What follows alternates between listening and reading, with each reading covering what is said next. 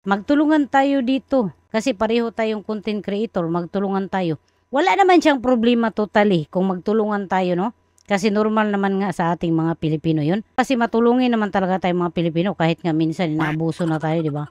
Pero ang nangyayari kasi dito, sa kagustuhan ninyo, natapusin yung video ninyo, mag-engage sila, mag-comment sila, mag-follow.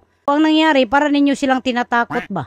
So ako na walang alam, manonood ako, isipin ko, hala, ito pala yung proper engagement kasi sabi ni Idol. So siyempre, gagawin ko yan.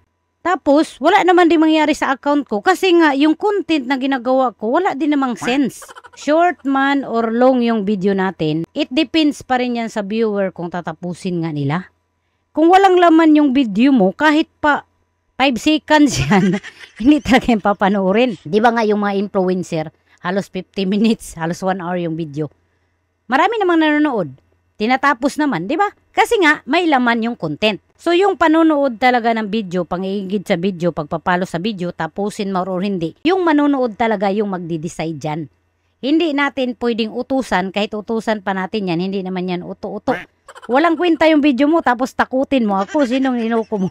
Kadalasan yung mga gumagawa niyan, wala masyadong engager. Siyempre, makakapanood ka. Maingganyo ka man talaga, mapakomment ka talaga dun. Pero, itry ninyo na gumawa ng video na hindi kayo mang-encourage. Yung hindi kayo mangbudol, hindi kayo magsabi dyan ng tapusin ang video saka mag-komento. Itry natin kung meron bang mag-comment. Tayo, nagsusuportahan sa isa't isa.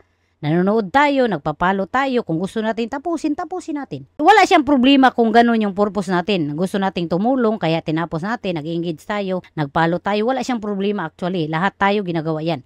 Parang tatakutin nyo sila na para pumasok sa algo sa bahay mo. Kailangan tapusin mo itong video saka ka mag-komento, mag-iwan ng bakas. Parang mali naman yata yun. Kaya nga na sinasabi ko, feeling bright lang naman ako, hindi ako matalino, no? Nagbabasa-basa lang naman din tayo kung ano yung mga pwede at hindi pwede dito. Ako, syempre, tutorial ako. Ang dami nagtatanong sa akin, Idol, ano ba talaga yung totoo? Ano ba talaga yung proper engagement? Kaya ako sinasabi to kasi based on my own experiences na hindi ako kailangan mang-uto. Tapusin mo itong video ko, saka mag-komento kasi syempre, may laman man yung content ko, kaya sila nanood, kaya sila nagpalo. So, kung wala yung laman yung content mo, mang-utos ka talaga. Gets nyo?